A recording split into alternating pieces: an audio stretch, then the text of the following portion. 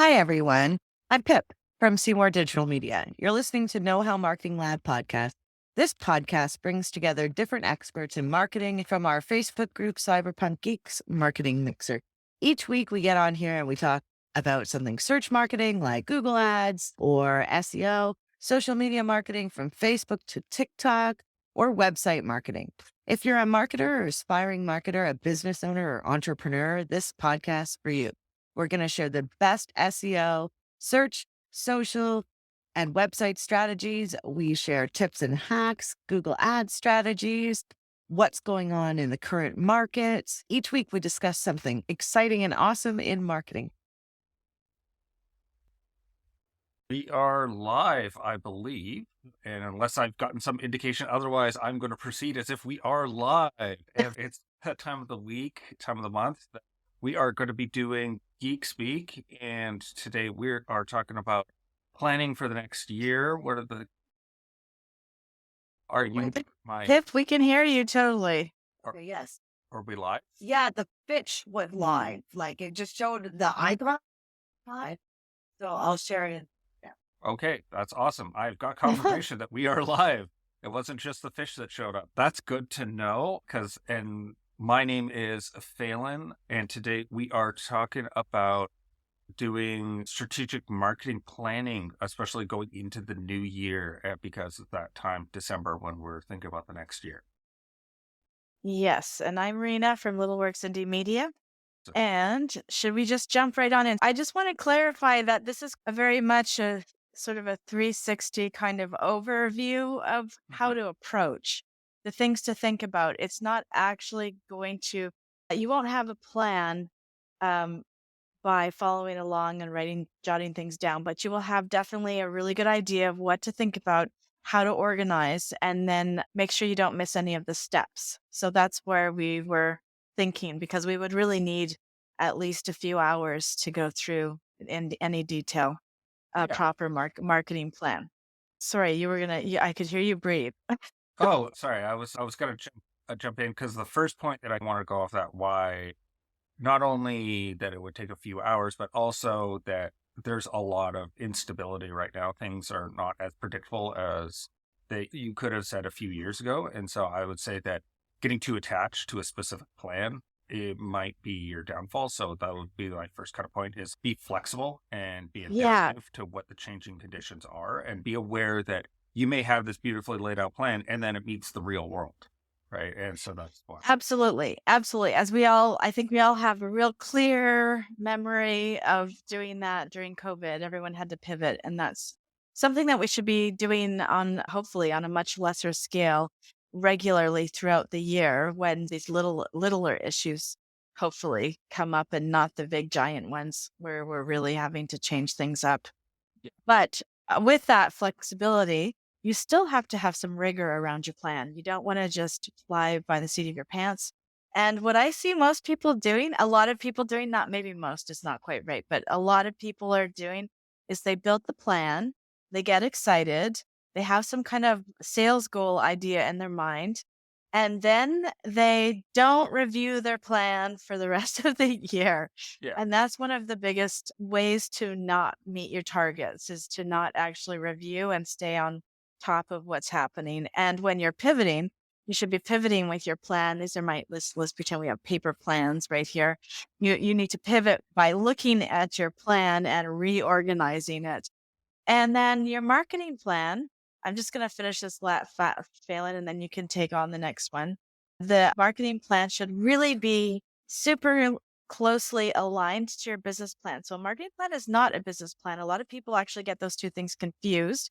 But your marketing plan, your business plan is more like high level strategic and plans to grow your team, plans to do all sorts of other things. Now you're going to have to actually make those two plans merge if you're going to want to scale up and you're creating a sales and marketing plan to do massive scaling. You're going to have to figure out what are the resources that I require so that your business plan is on target too. You need those two things working very well together. You can't just do one or the other. That'll get you into hot water, or at least you have to address the issues from each of those types of plans.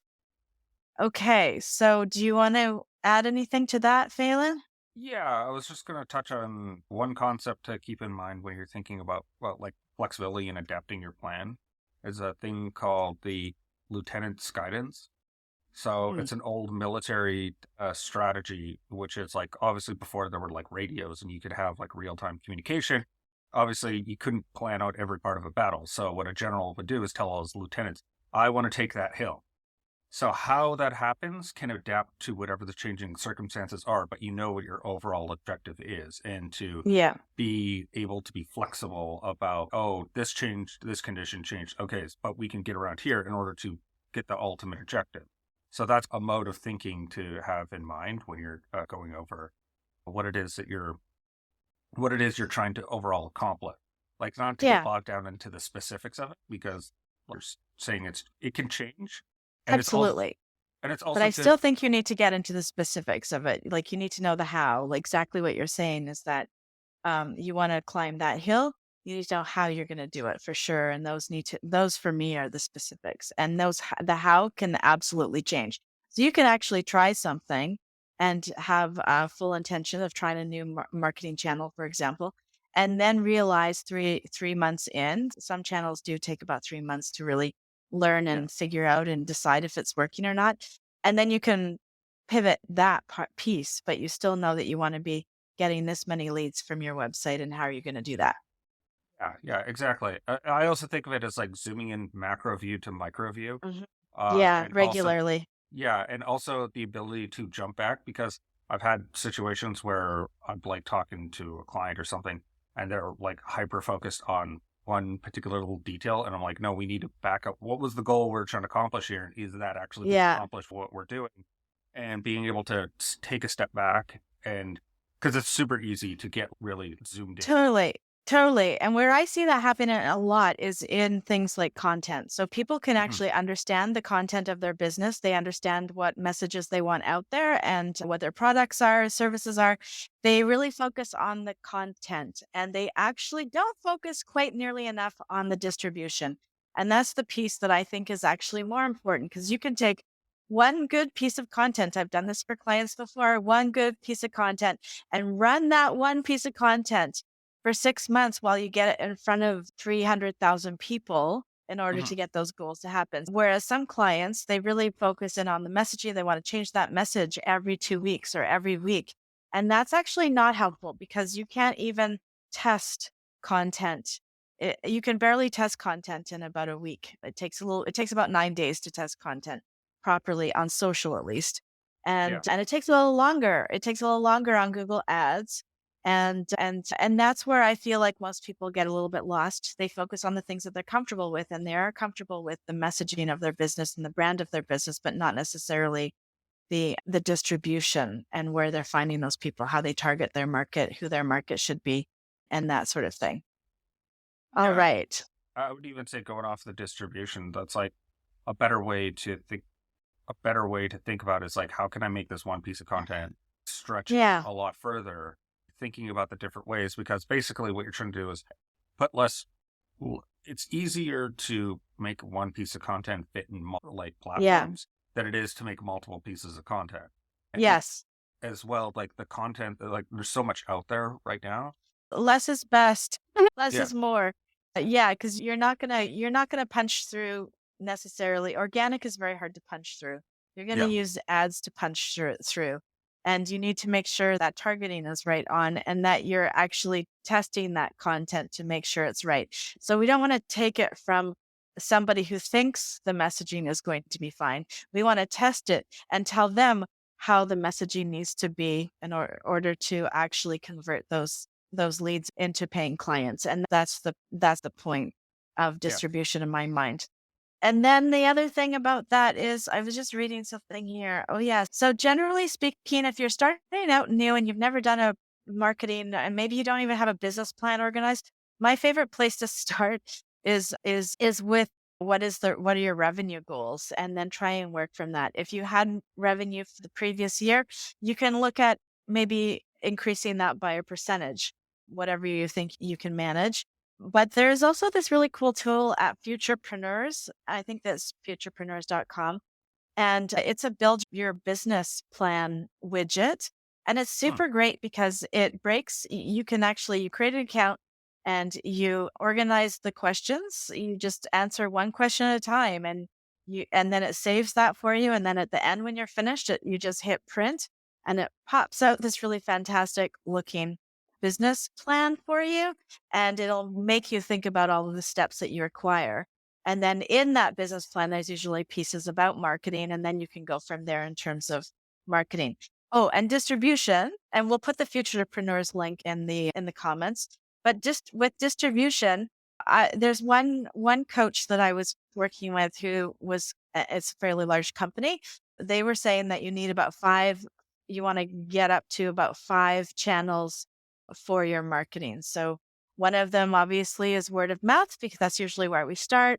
And then and then usually social can be one, and then maybe Google Ads is another. And you want to have at least five running at once all the time so that you can make sure that you're investigating, testing, and organizing those channels for your benefits. Uh, as well as making sure that you're getting the right message to different audiences, right? Hmm. Because what you're going to say on Facebook is different than LinkedIn, and it's different on Yeah. YouTube, right? Because like people go to Yeah. these platforms expecting different things, and you Yeah. can still tweak your message to fit that platform, and it's That's still, right. but of course it requires testing and all that good stuff as well. Yeah, if you want to test, that means that you have to actually be collecting the data. So I think we had a point on that. I think we're going a little bit out of our order, but this seems to be going in a good way, I think. Yeah. So tracking the metrics that matter is one of our points. Do you want to talk about that? Because setting up the measures is something that you're really good at, Phelan. Yeah, so it's one that we would like the measurements in this case would be stuff that like your KPIs that you're trying to hit in what's going for those. So making sure that you have some place that you're organizing the data, what it is you're hoping to accomplish, as well Yeah. as making sure that the things you're measuring are not like vanity metrics. I want to get 10,000 followers. Yes. Oh, That's yeah. Yeah. I would interject. My favorite story around the vanity metrics or the understanding which KPIs are important to the goals. They have to, Mhm. your goals are here. What you measure is here. They should be able to tell you how many of your goals you're actually getting. Yeah. So if your goals are sales, then revenue is what's going to tell you. If your goals are leads, like phone calls, then your Calendly link is going to tell you how many you've booked. If you're looking to make sales and track your sales, you're going to need to do that after the client has moved beyond the marketing and into the business space. So either you have a spreadsheet or you have a CRM, you have some way that you're actually, when you get those calls, who called, when did they call, and what happened after. That's going to be super important information. Most people are tracking, like marketers can track until the point of a sales call, and that's it. Like we cannot Mhm. go beyond that. So that's also really important if you want to know the direct impact. Sometimes you know that if you're getting a certain number of leads and you're getting a certain number of sales, you can attribute those certain number of sales to those leads, even if you don't have a direct link. And you'll know that because you'll be doing it long enough that when you start to change your marketing, those leads will change. The number Mhm. of leads will change. And so we used to get clients, one client in particular, who the KPIs were so off to his business goals, wanted to track the number of calls, but he wanted me to report on the reach of a Facebook ad, Yeah. which was to me in my mind, and he just heard it somewhere. His business partner, I think, was pushing for it. And I kept saying, why do you want the reach is one thing because you could actually get phenomenal reach just by putting money into something. But then it doesn't, if nothing converts, if nothing happens after that point, it could be a terrible ad. So a terrible ad can have a huge reach. What you Mhm. really want are bigger conversions of that traffic.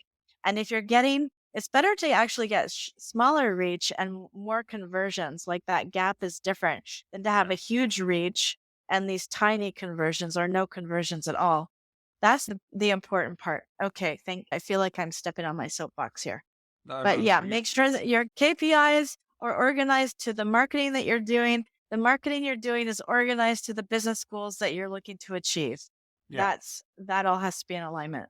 Yeah, just to go off of that as well, one of the classic stories I have is that we were working with a jeweler who was spending money on Facebook ads, And we could show in the analytics that she was getting a lot of paid traffic.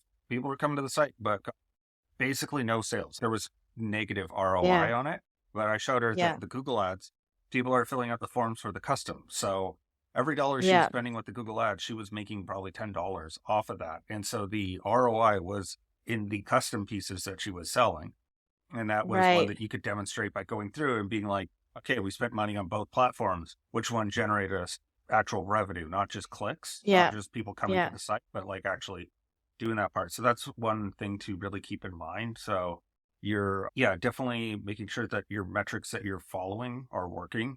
And also don't get another on the flip side of metrics is when you're starting a new channel, a new marketing channel, don't get discouraged right away because you're still in the experimental phase. You don't want to get like you're starting something new. It will take time to get traction, take testing. So don't get discouraged in the first month. Or the first two when you're like trying stuff out and like you don't know if people are getting it, if you're getting a lot of traction or all that stuff. And so that's definitely one to keep in mind. It's definitely, I mean, it's busier than ever online. And so it's just finding your people. It may take some work to get in front of them. Yeah. And if your service provider is not providing you with the channels and the conversions and they're just giving you clicks and reach, then you need to find a new provider. That's the bottom line. I'm still surprised at how many providers send that information over in an email to me. And I can't even say what's going. Sometimes a client will send me what's going on for them currently, and I'm looking at the business going, I don't even know how you can assess what's happening here because they're not they're just giving you information from the ads account and not what's happening on your website. So get that because you should be able to stream out like Facebook ads, Facebook organic, Google ads, Google organic, LinkedIn. You should be able to see all of that very specifically in your reporting. And if that's not set up, it's usually because they're not using Tag Manager to set that up so that it splits all that channels out before it gets to Google Analytics because Google Analytics doesn't do that on its own. So that's a really important piece to know. Do you have a Tag Manager account? Is it set up properly? And usually if you're working with somebody in one of the ads, they will at least set it up to pull out their ad streams. They might not do it for all of the streams.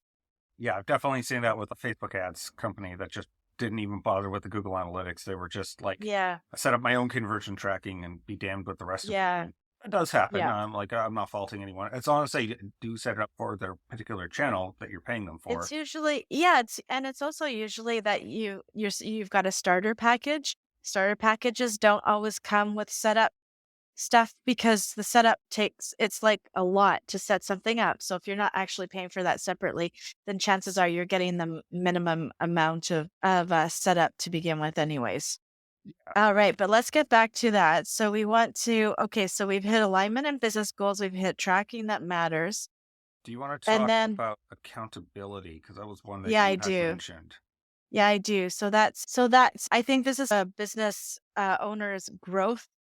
It's usually solopreneurs or people with small teams that always talk about this. So accountability, do you have somebody that's helping you stick to your plan? So it goes back to one of the first things that I mentioned, which was, are you reviewing your plan regularly? Are you reviewing your results? We talked about the KPIs. And then do you have somebody to keep you on that? Because I think what we inevitably sometimes do when we're starting out and we just have a few people helping us out, we tend to get stuck doing the work for our clients and in our business rather than on our business. So we always want to be making sure that we are checking our stuff and we are seeing what other channel can I look at? What do I need to do next? What is the best thing for my business? Do I have enough organic that's ongoing that will help eventually, maybe not right away? Or do I have any ads at all running? You know what I mean? You want an even keel between organic and ads in my mind, that they work very well together. And so you want that accountability. So I have a coach. I highly recommend working with a coach. And each week I choose to. It was actually my idea. It wasn't even my coach's idea, but I actually write down my 12-month rolling revenue. So I keep that. I know exactly every month what my rolling revenue is, so that I know how far off from my target I am. And sometimes when you're doing rolling 12 months, it's a little bit different than your fiscal year.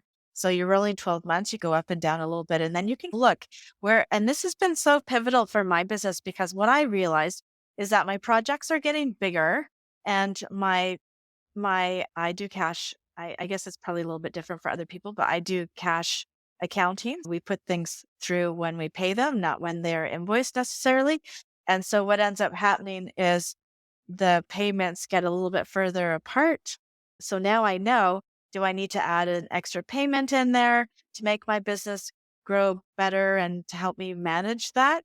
Do I need to sell more? And I know that you guys we've talked about this before, the nice little balance point of how much more can I sell before I completely collapse as a business or before I have to hire a new person. So these things will help you. Always reviewing those things will help you understand when you need to pull in new help, when you can start looking for that before you start increasing your sales, maybe in one particular product or service. What can you focus on? Who's not working very much for you? What can you focus on selling that will increase your revenue without breaking you? Those are the things, right? Yeah. I was just going off of that, and my mind, it instantly reminded me of like when you're doing anything regarding sales or taking on work, is to also be looking at how many resources and how you're going to allocate those resources. Do you need to hire Yes. someone new? Hiring requires training. So there's things as well. Having your sales hopper, I know it's sometimes easier said than done to have it, but working to that goal of having a certain amount of your CRM with different people at different stages so that you can increase or decrease levers as is needed. Yeah. I think that Yeah. that's something to really keep in mind. Um, and it's the ideal is to have it. I mean, it's easier said than done because life is life, and you're not always going to have people perfectly at these spots for you. But having that as a goal to reach towards, I think is going to be would be beneficial for your business to have people at different stages, so that if you need to fill up more people, you're not in a panic. You can just kind of reach Yes. out to certain people and be like, "Hey, so and so, we spoke a couple months ago. Are you ready to move forward?" And then if they are, great, and then you can move them ahead. But Yeah. having it so, again, it's easier said than done. So don't beat yourself up if this isn't the case. Totally.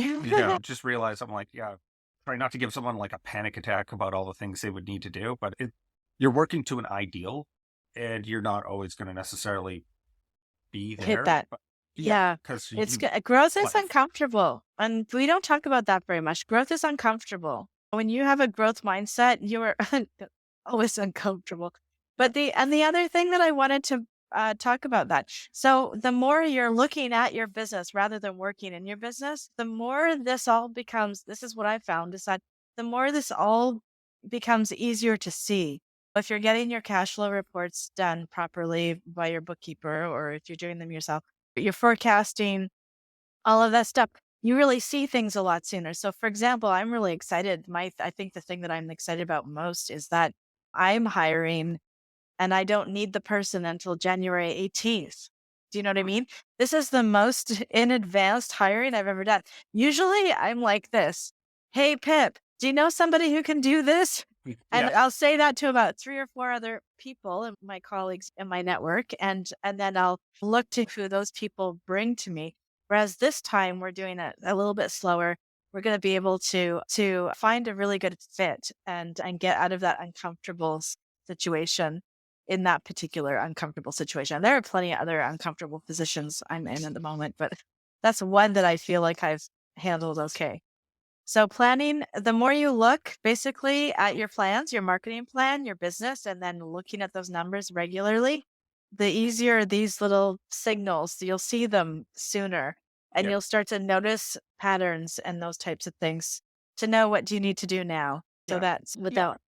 And again, cannot stress it enough. Do not beat yourself up if that's not the case. Like this Yeah. is mostly because I'm almost speaking to myself because I feel bad sometimes about not getting Yeah. certain thing done, and you have Yeah. to give yourself some grace that you're especially if you're doing the kind of stuff we're doing where you're running an agency and that kind of stuff, there's a lot of plate spinning. There's a million people coming at you with a million things.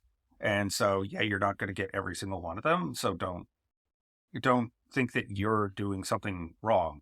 I also stand by one thing that Mark Andreessen said, because he's one of the top VC executives, is I meet with the guys from Google and Facebook. Those companies, they're on fire behind the scenes. They may put on a brave face and a brave facade, but like, never forget, Facebook blocked their own DNS servers because they never thought their power would be out. And they did. They couldn't get it what's up for a day. Like that, so just remember that, like, even the biggest businesses are on fire. They're barely keeping it together. And go ahead. There's no point. There's no point in beating yourself up. I love the fact that The Gap sent out an email with a huge spelling mistake in the middle of it. Like, I point that out to my clients all the time because they get so upset if there's something not quite right or a link is broken or something like that. But there are large brands that are sending out stuff, and it's not ideal. Of course, it's not ideal. But things are happening super fast and they will be missed. And it's not a big deal to send out a second email with the correction in the subject line. It really is not. And to keep your eye on the prize rather than on the micro stuff. Now, those are the details that are a little bit easier to let go of sometimes. So we have another couple of topics here that I want to make sure we get, because it's 28 minutes after. I don't know how that happened. So we hit flexibility quite a bit. Resource allocation, I think, is the next one, and communication. So let's just do resource allocation. I think we can organize those two in 3 sentences, hopefully. And then you can put your 2 bits into. But resource allocation. So ideally, you're going to have time and money for your marketing.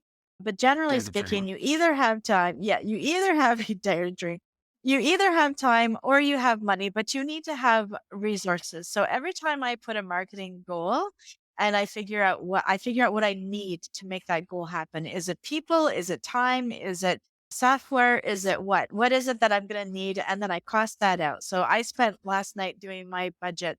I did my marketing plan in October. I filled out my budget last night that is going to be used to support that marketing plan. And people often ask me, how much should I be spending on marketing? And a rough ballpark is between 5 and 20% of what your expected revenue is going to be. And some people get a little bit uptight about that, but you do need to put money into getting leads, or you have to do a ton of networking. And if you're going to do that kind of networking, we all know my favorite networking group. But you're going to need one or the other. So you're going to have to figure out what is it that's going to best serve you in your plan. Are you a marketer? Should you be doing all of your own marketing? Are you not a marketer? Should you offload pieces of your marketing at least? Or can you use a VA to do some things for you, like scheduling and the sort of tasks that are not so tricky? But you're going to have to figure out where your resources are. There's absolutely 0 point in having a plan that says, I want to make $500,000 in sales, and I don't have any money to do that right now. And you're not going to put the time in to do that. You're going to have to really have a hard chat with yourself about what you're going to do. If you're going to spend 4 extra hours a day doing your own marketing, or at least put a little gate around your time for a couple hours every day where you're going to do your marketing, then those things can work out. But you're going to have to do one or the other. Things don't come to you without some form of resources. And then the last one that I wanted to remind you is that when you make up a plan and you're working with marketing people, share the plan. I can't tell you how frustrating it is to find out that a client has a business plan or a marketing plan, and it's in my intake form. Do you have this? Please send it over. But they'll miss it, or I'll ask and I'll ask and I'll ask, and then, it doesn't come. But you need to share your marketing plan with your marketers so that they can best serve you. So your digital marketing person is going to want to know what you're doing across all of your I think they do. I certainly do.